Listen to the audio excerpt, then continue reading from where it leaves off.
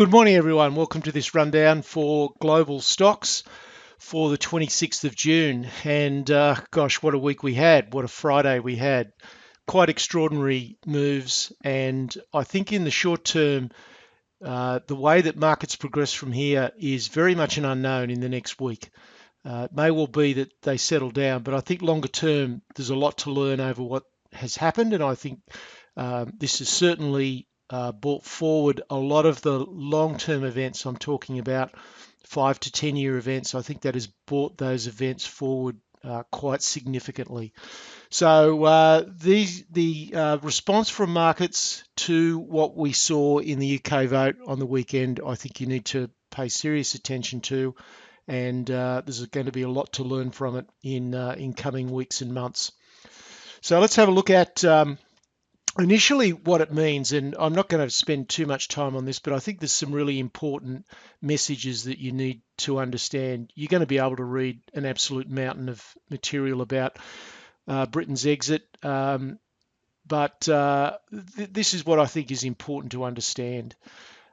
First of all, financial markets are going to have uncertainty for as far as the eye can see, because this process of exiting is going to take at least a couple of years.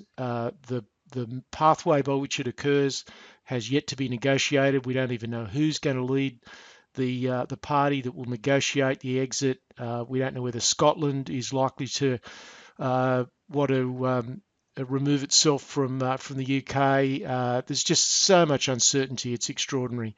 So I think that's going to be a given. Markets hate with a passion uncertainty, and so I think you're going to see extremely nervous markets for a long period of time.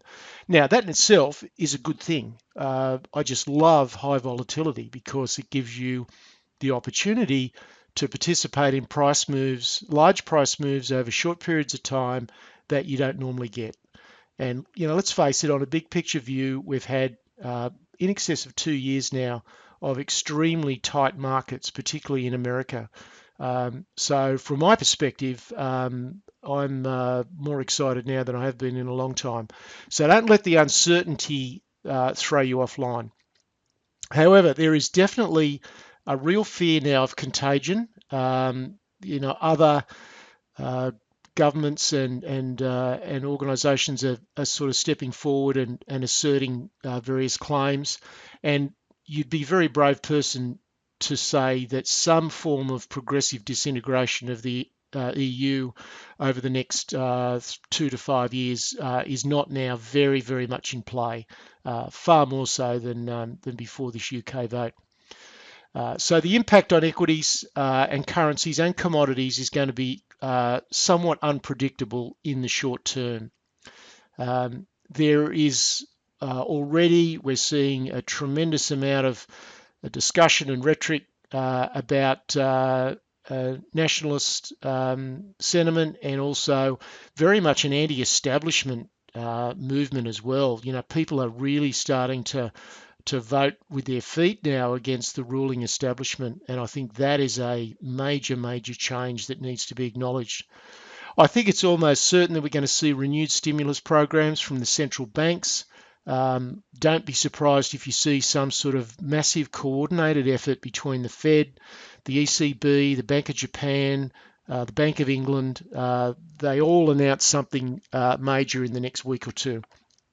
I'm not saying they will, but I think it's possible.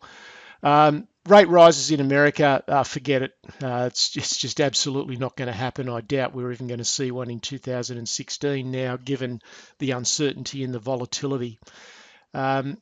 Now, I think we are going to see an upsurge in the currency wars, so different countries trying to gain an advantage, and I think we'll also see a flood of money into the US dollar because there's so much uncertainty around the euro now that you're going to see a flood of money into US dollars. I put this one up with a little bit tongue-in-cheek, but I just can't help thinking that this movement has perhaps improved Trump's odds to become president, because it really demonstrates that the public is just absolutely fed up and had enough of the way that the political classes around the world are running things. And so therefore, a maverick, as Trump is now, much more possible. And maybe the American public will gain some courage to do something that they maybe wouldn't have done previously. So the masses, I think, now have the confidence that they can change the systems, and those systems that have led to really massive disparity in wealth and power around the world over the last 4 or 5 decades. So I think that confidence now is going to get a huge boost around the world. So anything is possible. The response from central banks and the existing ruling classes is going to be quite fascinating to watch. And I expect to see just even higher interference in the functioning of what should be free markets. They just really don't know any other way. And I wouldn't be surprised to see central banks try and limit the rise in the price of gold by some direct manipulation. They've been doing it for years. It's pretty much known now, and I reckon they'll probably step it up. Now, I'm not predicting any doom and gloom, because for those of you that have been watching me for a while know that that's just not what I do. It's not my style, but I'm just raising the factual point that the current financial system exists solely on confidence. We have a banking system which works on a fractional system. You deposit $1 and the bank lends out $10. So there's a massive amount of leverage in the system. And so fundamentally, the financial system does rely on confidence. And any doubt that starts to develop on a widespread level easily has the capacity to bring the fractional banking system to its knees. Now, again, let me stress, I'm not saying that that's going to happen. I'm just pointing out that all of these developments are hugely significant, because things that were previously almost unthinkable are now possible. Central banks have been creating extraordinary distortions in the financial system, particularly over the last 5 years. We've had varying levels of insane leverage by hedge funds and the like. And I think those things just make the trigger points even larger. So the financial system really could be triggered to some sort of significant moves. Now, the S&P down 34 points on the week. It did bounce off some key support on Friday, but look, that's one session. We need more information than that. European banks got absolutely smashed. They were down between 15 and 20%, some more than that, and we're talking some of the biggest banks in the world here. There was a large spike in the VIX index, well up into the 20s. So that's all significant financial movements. Technically, there is support at 2020, as I've been saying for some time. And then if that breaks, and I think the odds of that happening are probably pretty strong. It was such a big move on Friday. I would find it unusual if the markets didn't continue down further. There may well be a bounce in the very near term, because markets are at extreme oversold. So I won't be at all surprised to see a bit of a bounce. And if there is a central bank coordinated response, then I think you'll certainly see a bounce. But equally, over the slightly longer term, few weeks, few months, I think it's likely that markets will find their way lower. So looking for support around 2000 and then 1965. Overwhelmingly, play it as it comes. Don't try and predict or anticipate the moves in the market, because that's, it's just purely a silly guessing game. Let's have a look at some charts. We'll start first of all with the monthly chart on the S&P. And you can see that the Friday's moves, which were fairly large, when you look at them on a big picture level, aren't really that much at all at this point in time. So, don't sort of, fall into the category of getting worried about we're going to have some sort of massive collapse. Let's look at it on a daily basis. You can see there that the move was significant. It's the biggest move that we've seen since, we've got to go way back here to August of last year, which was a significant move in the market that was triggered by Chinese devaluation of the yuan. So the move on Friday was of that sort of dimension. So there's our support at 2020, and then we've got some bigger picture retracement supports at 2000 and 1965. Now, there was also some very significant moves in the US dollar. So a flood of money into the US dollar on Friday, spiked up almost to 97, settled down a little bit. And Monday and Tuesday will be really interesting because Friday's move, markets were caught off guard all around the world. So it was inevitable that we were going to get substantial moves. There would have been trading programs would have been triggering stop losses all over the place. There would have been a heap of short covering going on, and there was really no time for the systems to really think about it. We'll have those significant players would have had the weekend to think about it, and so I think Monday and Tuesday will be very, very interesting to see how markets trade. But a huge move in the US dollar index. And if we look at the VIX index, we started to spike up about 2 weeks ago. We've certainly moved off this base in this range between 12 and 18, and you can see quite a strong move as you would expect on Friday in the VIX index. Now moving on to Aussie stocks. Our dollar actually finished up on the week. It was enormously volatile, particularly on Friday, where it fell from 76.4 to 73.2 in the space of about 90 minutes. It was quite extraordinary to watch it in real time. Finished at 74.7. The fluctuations in the Aussie dollar at the moment are really quite unpredictable. So in the short term, I really don't have a feel for where the Australian dollar might go. However, the main trend is very clear, as we'll see in a minute. It's extremely clear, and the fundamentals would support a significantly lower dollar, probably in the range in the 60s and possibly even down into the 50s if commodity prices come off quite steeply. The ASX index was down by 50 points overall for the week, but obviously down by more than 3% on Friday. There was very significant damage done in the banks, and I think there's going to be more to come as global banks are really the epicenter of uncertainty. It was the banking sector that was the hardest hit around the world, and I don't see why the Australian banks, as good as they are going to be immune from that selling. So let's take a look at those few charts.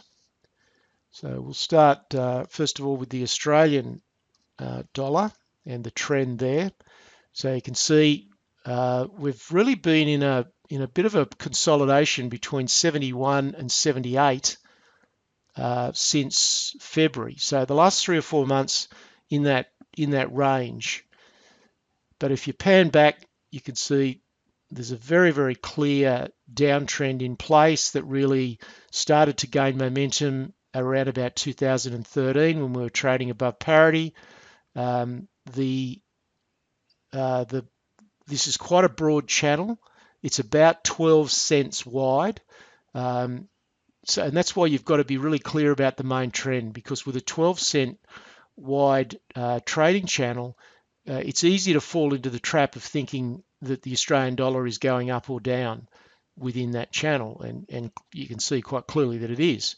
And we're towards the top end of the channel. Now, the resistance is going to come in around about 77, maybe 78, but equally the bottom of the channel, and there's absolutely no reason for the Australian dollar not to descend to the bottom of the channel. In fact, the fundamentals would almost demand that it does. And that bottom of the channel now is well down in the low 60s, and the trend continues to fall. So that's the bigger picture on the Australian dollar.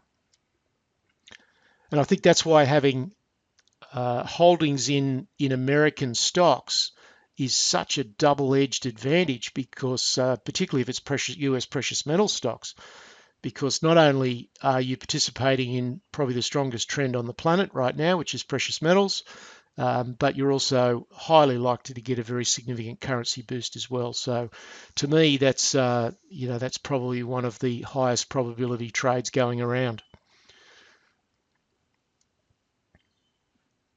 Now, turning to the Australian indices, there's the ASX 200, which obviously tracks very, very clearly around the banks.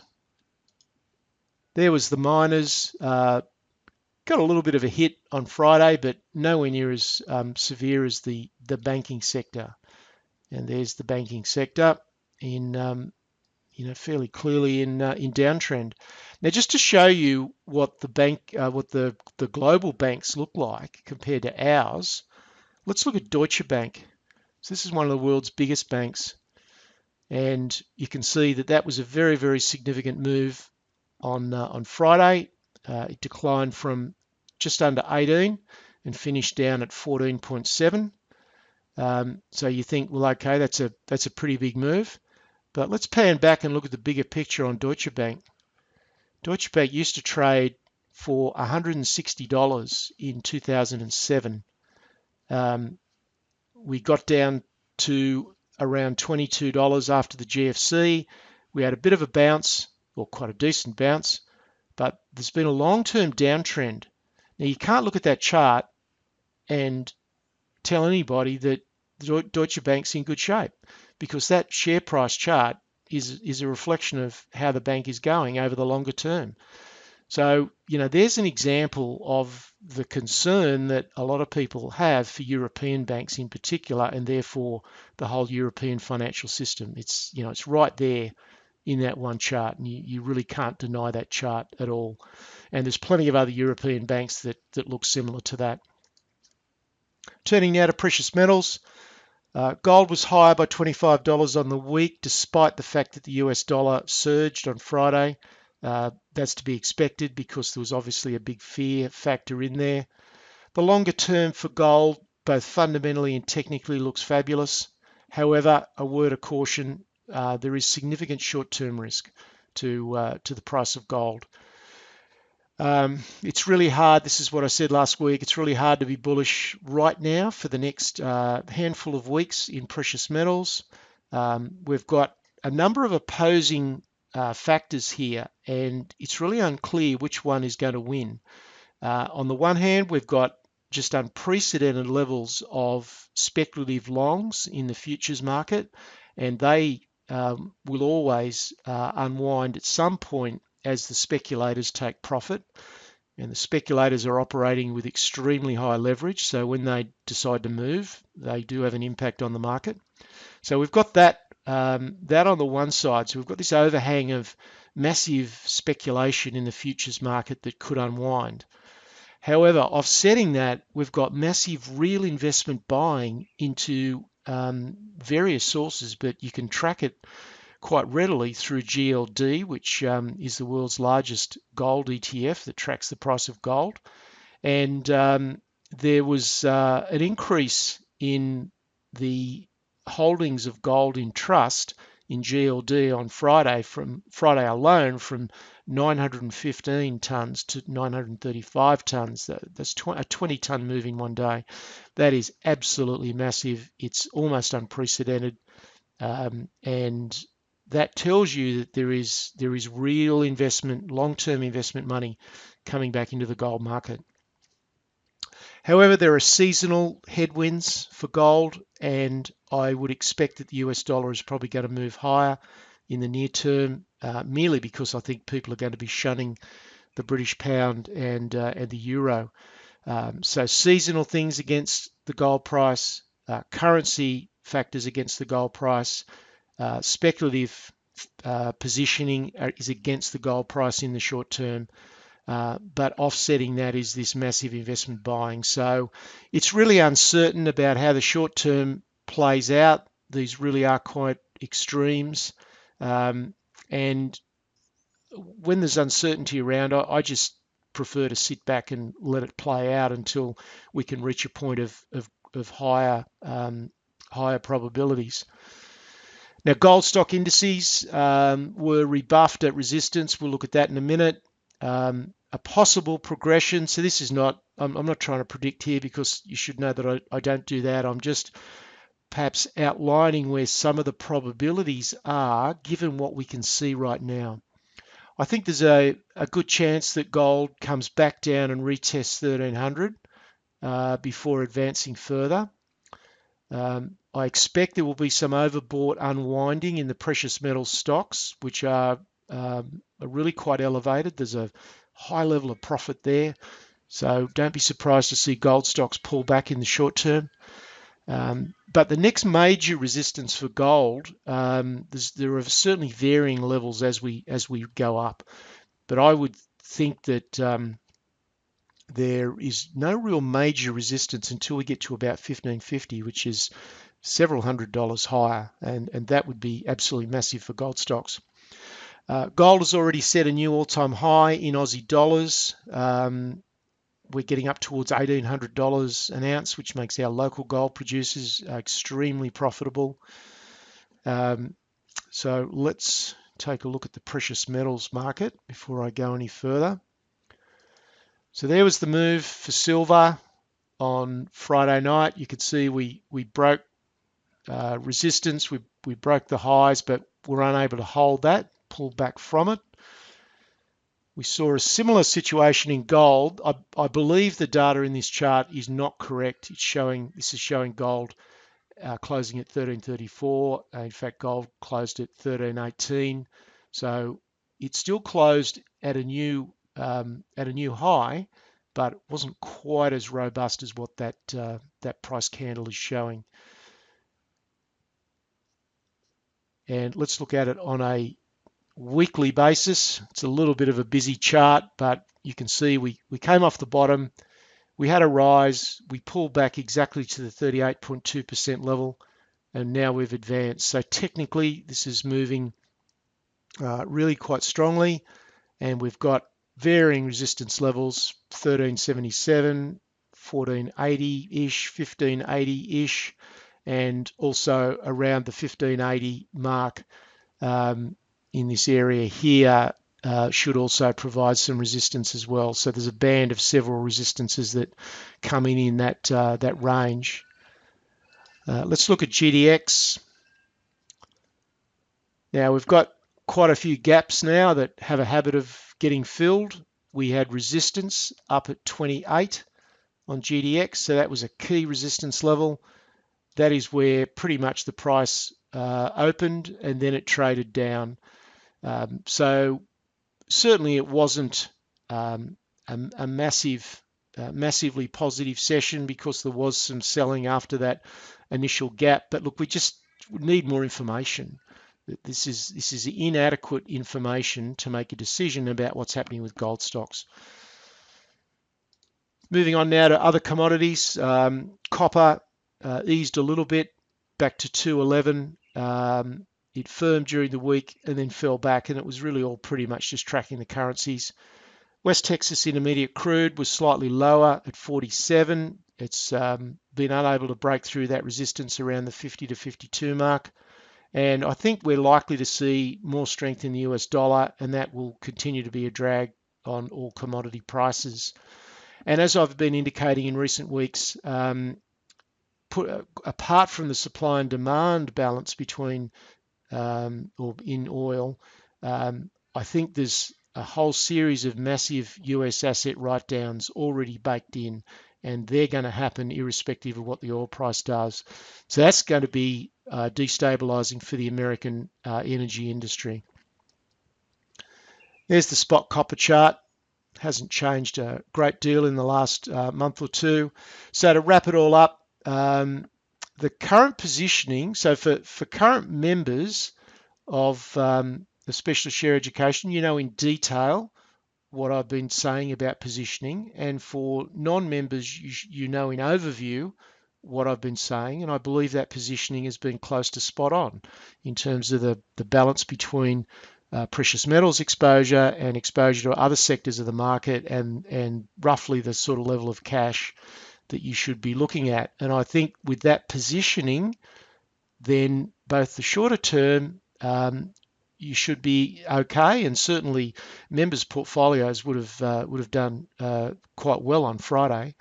But it's also consistent with the unfolding bigger trends as well. So my recommendation at the moment is to do, if you are positioned as I've been recommending now for some months, then do nothing, because you should be positioned quite suitably either way. However, from here, extreme volatility is almost a given. And what's important is the balance of what you own in the varying sectors and how you manage it, how you take profit, how you set your stop losses, and how you re-enter into positions when opportunities present. That's the key. I'd really, really encourage you, just don't go to sleep at the wheel by using a standard conventional approach to owning equities. If you do that, I think you are at severe risk of some financial damage, because just so much has changed. And I think Brexit in itself, I don't believe is going to be a massive event in itself, but it's what it now perhaps unleashes that is the real issue. And so we're going to have uncertainty for a lengthy period of time. And I can tell you that a lot of things are going to change. They're going to change quite dramatically. And if you're using standard conventional approach to owning equities, then I think you're going to suffer the consequences. And I can't really put that any more strongly. I think trying to buy anything, I've had quite a lot of emails on Friday and over the weekend about should we be buying this, buying that. I think buying anything in the next few days is just a gamble. So I definitely wouldn't do that. But I'm seriously excited by the volatility that this provides. There'll be terrific medium-term opportunities for those who are prepared. Members already know from what I wrote over the weekend, I've got a shopping list already of great stocks and prices that I think are going to be extremely attractive for the long term. I would avoid financial stocks, consumer discretionary stocks, and any generally more aggressive sectors, and I think I would avoid them for quite some period of time. I would look to buy weakness in the defensive sectors and sectors that have got higher future earnings visibility. So in other words, the sectors where where you can feel quite comfortable that the earnings are going to come through quite well, irrespective of what central banks might decide to do. And those sectors are, they're pretty clear. They're food, they're healthcare. I've talked about those in detail before. Specifically, if you're a trader, you want to be tightening up your stop losses quite strongly. For investors, you should be thinking about employing various hedging mechanisms. Sell laggard stocks. If they haven't been performing so far this year, then they're sure as heck not going to perform going forward, given the environment we're going to have. And I would raise cash levels as a tactical move. Now, I have this debate with lots of people. They seem to have an aversion to having cash because they see it as a wasted move. And if you're going to take that cash and stick it under the bed, then yes, I agree. It's a complete waste of time and you'll go backwards. However, if you hold cash levels as a tactical move earmarked to buy something a great stock that becomes 10 or 20% cheaper, then that's a very, very positive thing to do. So they're all the recommendations. It's going to be an absolutely fascinating period. It's going to be a period just absolutely chock full of opportunities. If you're clear on your game plan, then you should do well. If you're not clear on your game plan, then you better become so very, very quickly. So for anyone in that position who's not a member, there's my contact details. Always happy to hear from you. That's it for this week. It'll just be an extraordinary week to watch next week, and I'll talk to you again next Sunday. Cheers.